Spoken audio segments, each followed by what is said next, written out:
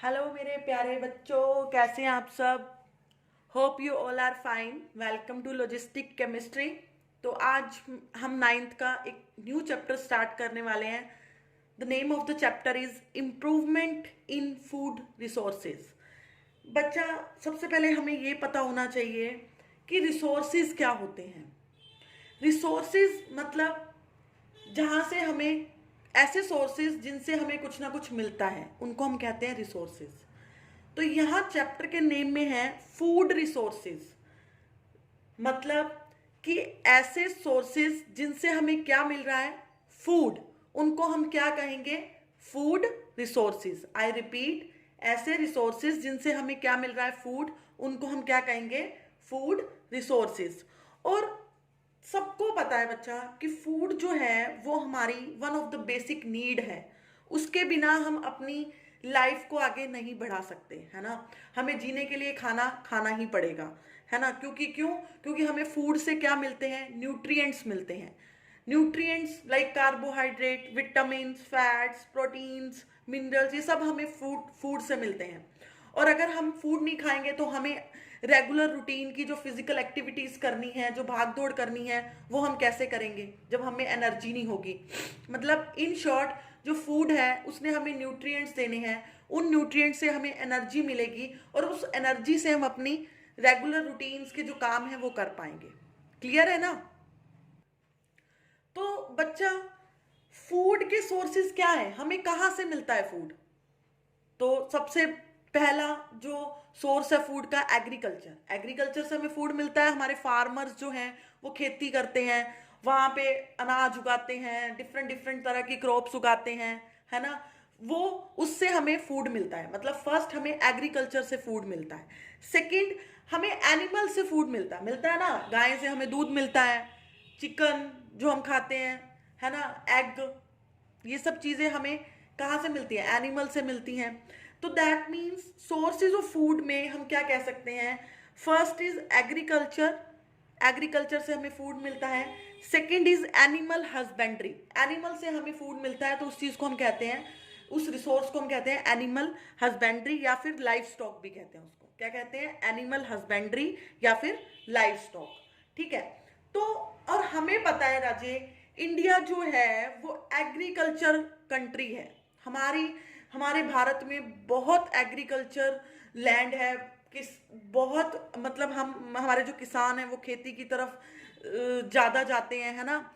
जो इंडिया के लोग हैं वो खेती करके ज़्यादा खुश होते हैं, है ना। तो मतलब हमारी जो इंडिया है, जो हमारा इंडिया है, जो हमारी कंट्री है, वो एग्रीकल्चर कंट्री है। बट लेकिन फिर भी यहाँ पे फूड की कमी है। अब तुम कहोगे मैम कैसे फूड की कमी है।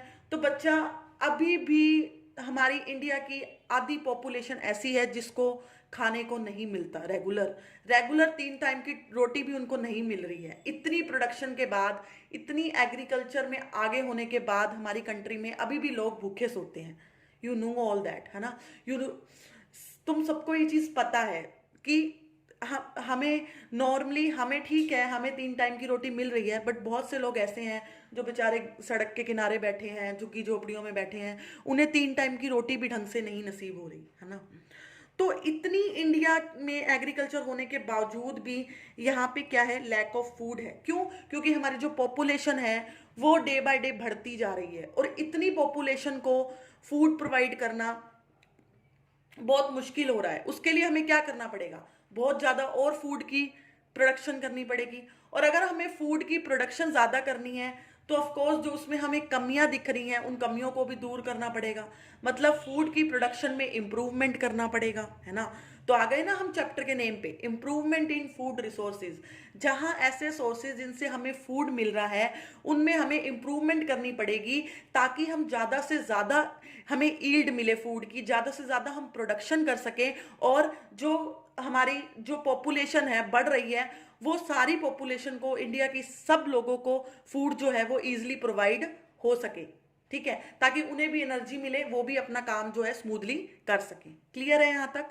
तो इसका मतलब, उसका सॉल्यूशन क्या है, जो हमारे इंडिया में पॉपुलेशन बढ़ रही है और जो फूड का लैक है, जो फूड की कमी है, उसको हम पूरा कैसे कर सकते हैं। उसके लिए क्या सॉल्यूशन है, हम अपनी इंक्रीज एफिशिएंसी ऑफ प्रोडक्शन, जो फूड को हम प्रोड्यूस कर रहे हैं उसकी एफिशिएंसी को बढ़ाएं, उसे ज्यादा प्रोड्यूस करें, ठीक है। Access of food to people, अब देखो हमने फूड यहाँ प्रोड्यूस कर लिया, बट अब हमें उसे क्या करना है, फूड लोगों तक पहुंचाना है, जिनके पास खाने को फूड जिन्हें नहीं मिल रहा उन तक हमें क्या करना है, फूड को पहुंचाना है। तो first point is increase efficiency, second is access of food to the people, लोगों तक फूड को पहुंचाना है। अब थर्ड देखो, हमने फूड को प्रोड्यूस कर लिया, लोगों तक पहुंचा भी दिया, बट आगे अगर उनके पास पैसे ही नहीं है उस फूड को खरीदने के लिए, तो दैट मीन्स हमें बेरोजगारी जो है हमारे देश में उसको दूर करना पड़ेगा, लोगों को काम देना पड़ेगा ताकि वो पैसे कमा सके और उस पैसों से वो क्या कर सकें, फूड को परचेज कर सके। तो दैट मीन्स अगर हमें फूड की कमी को दूर करना है, घर घर तक फूड पहुंचाना है, तो सबसे पहले हमें उसकी एफिशिएंसी इंक्रीज करनी पड़ेगी, देन हमें लोगों तक पहुंचाना पड़ेगा, और उन लोगों के पास क्या होनी चाहिए, इनफ मनी होनी चाहिए ताकि वो क्या कर सकें, फूड को बाय कर सकें। क्लियर है यहां तक? तो तुमने यहां तक पढ़ा, मैंने क्या बताया, आई रिपीट, फूड क्या है, फूड के रिसोर्सेज क्या हैं, उन रिसोर्सेज को हमें इंप्रूव कैसे करना है ना, वो चीजें मैंने अभी तक यहाँ पे आपको बताई हैं। तो देखो डिफरेंट डिफरेंट जो साइंटिस्ट आए उन्होंने फूड की प्रोडक्शन के लिए बहुत सारे रेवोल्यूशन भी स्टार्ट किए। जैसे एक रेवोल्यूशन था ग्रीन रेवोल्यूशन। ग्रीन रेवोल्यूशन में क्या था, उन्होंने एक ऐसा प्रोग्राम जनरेट किया, इंट्रोड्यूस किया, और इवन कि इंडिया ने नहीं, बहुत ऐसी कंट्रीज ने ये रेवोल्यूशन को जनरेट किया। इसमें क्या था, डिफरेंट डिफरेंट टेक्नोलॉजी से फूड की प्रोडक्शन को बढ़ाया गया।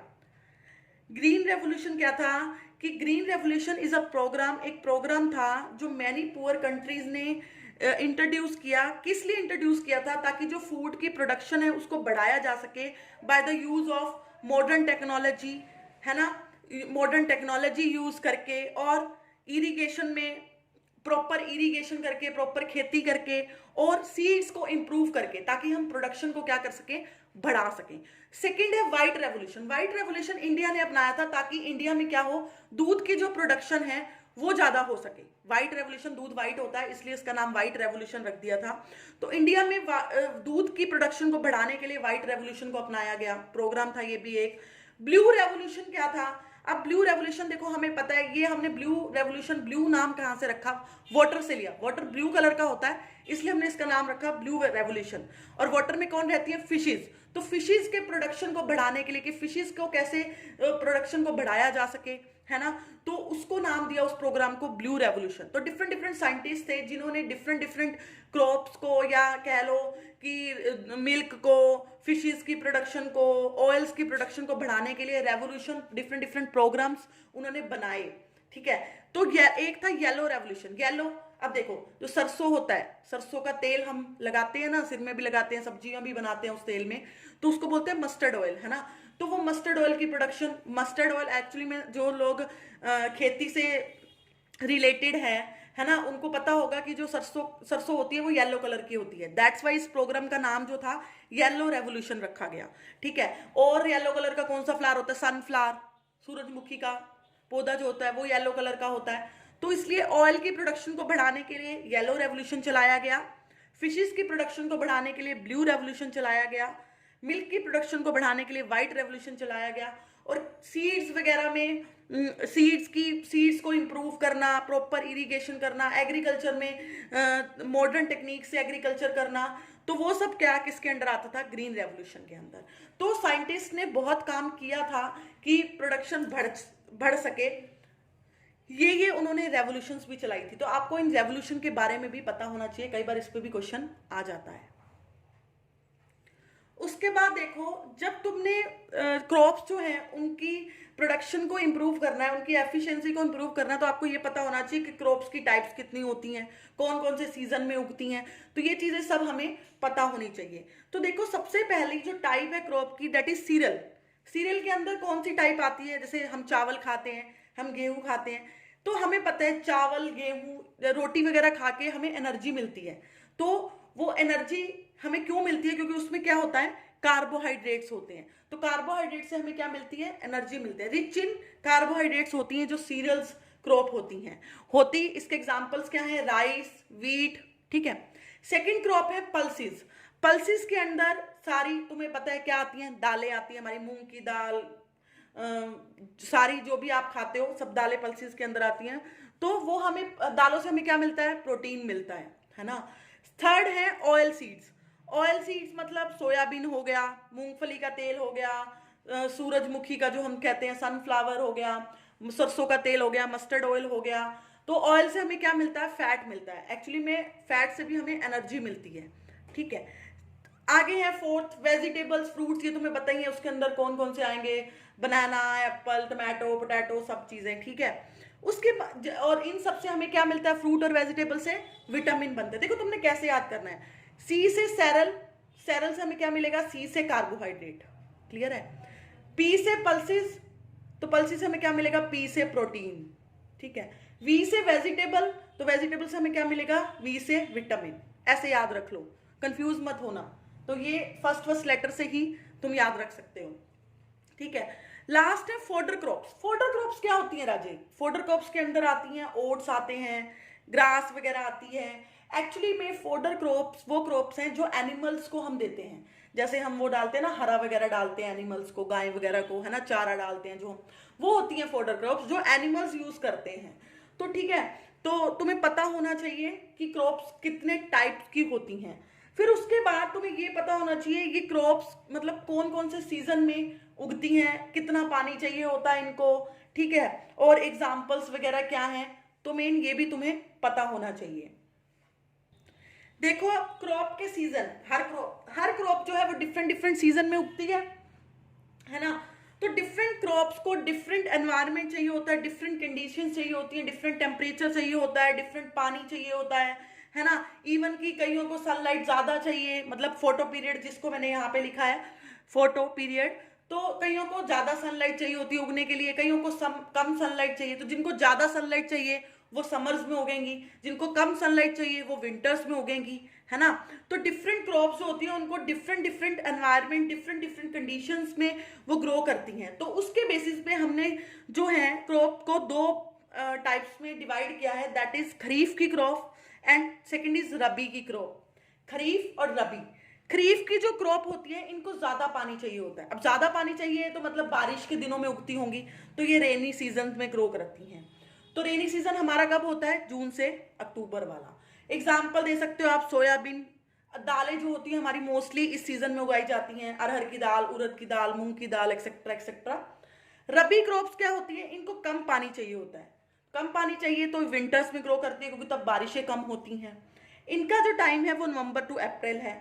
इनके अंदर आती है हमारी गेहूं, मटर, ये सब जो है रबी की क्रॉप के अंदर आती हैं, क्लियर है। तो मतलब क्रॉप का सीजन में तुम्हें ये पता होना चाहिए कि क्योंकि जो क्रॉप्स होती हैं उनको डिफरेंट डिफरेंट कंडीशंस में वो ग्रो करती हैं, ठीक है। तो उसके हिसाब से इनको दो टाइप्स में मैंने बांटा है, दैट इज खरीफ और रबी। खरीफ जिसे ज्यादा पानी चाहिए होगा तो वो रेनी सीजन में ग्रो करेगी, और रेनी सीजन जो हमारा होता है वो जून टू अक्टूबर का है। सेकेंड है रबी, इसको लेस वाटर चाहिए होता है, तो ये विंटर्स में ग्रो करती हैं। नवंबर टू अप्रैल का मंथ हो गया। एग्जाम्पल हो गया वीट, पीस एक्सेट्रा। एक टाइप और है इंडिया में क्रॉप की, दैट इज जायद क्रॉप। जायद क्रॉप क्या है राजे, ये समर में उगती हैं, अप्रैल टू जून के बीच में। तो इनके अंदर जैसे वाटरमेलन होता है, तो अब वाटरमेलन का सीजन है ना, हम वाटरमेलन खा रहे हैं ना, मस्क मेलन है, वाटरमेलन है, हम खा रहे हैं। पंपकिन आता है इस सीजन में। तो ये जो जायद क्रॉप होती है ये समर में उगती है, अप्रैल टू जून। तो अब हम खा रहे हैं, तो आप देख ही रहे हो कि इस सीजन में हमें वाटरमेलन मिल रहा है। तो अब क्या चल रहा है, जून चल रहा है ना, तो ये इस सीजन में आती है और इसका नाम क्या है, जायद की क्रॉप, ठीक है। अब देखो राजे, ये तो हमने पढ़ ली, क्रॉप्स की टाइप्स पढ़ ली, किस सीजन में आएंगी वो सब पढ़ लिया। अब मैंने आपको कहा था कि क्रॉप की प्रोडक्शन को हमें बढ़ाना है, तो हम क्रॉप की ईल्ड को कैसे इंप्रूव कर सकते हैं। मतलब yield increases when production increases, है ना। देखो ये मैं एग्जांपल से समझाती हूँ एक आपको। लाइक मान लो मैंने वीट की वीट जो क्रॉप मैंने उगाई, वो मैंने एक खेत में उगाई और एक महीने के अंदर वो मेरी उग गई, ठीक है। तो एक साल में मेरी वो मेरे को एक साल में मान लो मेरे को जो वीट की जो क्रॉप थी वो मुझे मिली, वीट मेरे को मिली नियर अबाउट, मान लो 80% वीट मुझे मिली, ठीक है, साल के अंदर। उसके बाद जब मैंने नेक्स्ट ईयर उगाई तो मेरे को 100% वीट मिली। तो इसका मतलब कि जो दूसरा साल था उसमें मेरी वीट की जो प्रोडक्शन थी वो इंक्रीज हो गई, है ना। तो पहले साल में मेरे पास कितना था, एक साल में मुझे 80% मिला था, नेक्स्ट वही एक साल में मुझे कितना मिला, 100% मिला, पर लैंड भी मेरी सेम थी, पीरियड भी सेम। एक साल मैंने बताया, और उसी लैंड पे मैंने पहले साल उगाई थी, उसी लैंड पे मैंने दूसरे साल उगाई है, पर दूसरे साल मुझे प्रोडक्शन ज्यादा मिली। तो ये होती है ईल्ड। मतलब मैं इन शॉर्ट कहूंगी कि मुझे सेकेंड साल में जो वीट की जो ईल्ड थी वो मुझे ज्यादा मिली as compare to first year, जबकि सेम अमाउंट ऑफ लैंड मैंने लिया है, लैंड भी सेम थी और टाइम भी सेम था, पर ईल्ड इंक्रीज हो गई, मतलब प्रोडक्शन उसकी इंक्रीज हो गई, है ना। तो क्या क्या अप्रोचेज हैं जो क्रॉप की ईल्ड को बढ़ा सकते हैं, हमें कैसे ज्यादा क्वांटिटी में जो क्रॉप है वो मिल सकती है, तो ये हम नेक्स्ट लेक्चर में पढ़ेंगे। तब तक आप इसे, जो बेसिक सा लेक्चर था वो कंप्लीट कर दिया मैंने, नेक्स्ट पार्ट से मेन लेक्चर स्टार्ट होगा, तो तब तक आप इसे अपना अच्छे से कर लें, ठीक है। और कोई डाउट्स हो तो मैंने आपको बार बार कहती हूँ कमेंट सेक्शन में मेरे से ले लिया करें। मेरे चैनल को ज़्यादा से ज़्यादा सब्सक्राइब करवाओ, मेरी वीडियोस को वॉच करो, ठीक है। ओके, नेक्स्ट लेक्चर में मिलते हैं with the approaches which enhance the crop yield. तो आज हमने अभी इस लेक्चर में क्या पढ़ा, बेसिक सा पढ़ा है कि फूड क्या है, फूड की नीड क्यों है हमें, ठीक है। तो और हमने क्या पढ़ा कि सोर्सेज ऑफ फूड क्या है, ठीक है। उसके बाद जो फूड की कमी है उसके सॉल्यूशंस क्या है दूर करने के, ठीक है। उसके बाद मैंने आपको टाइप्स ऑफ क्रॉप्स बताया कि कितने टाइप की क्रॉप्स होती हैं। नेक्स्ट हमने उन किस किस सीजन में वो उगती हैं वो पढ़े, है ना। रेवोल्यूशन पढ़े हमने, ग्रीन, येलो और ब्लू, है ना। तो ये सब चीजें आप तब तक कर लीजिए। तो नेक्स्ट लेक्चर भी मैं जल्दी अपडेट कर दूंगी। तो नेक्स्ट लेक्चर में हम ये पढ़ेंगे approaches which enhance the crop yield, crop की प्रोडक्शन को हम कैसे बढ़ा सकते हैं वो हम पढ़ेंगे नेक्स्ट लेक्चर में। Thank you so much.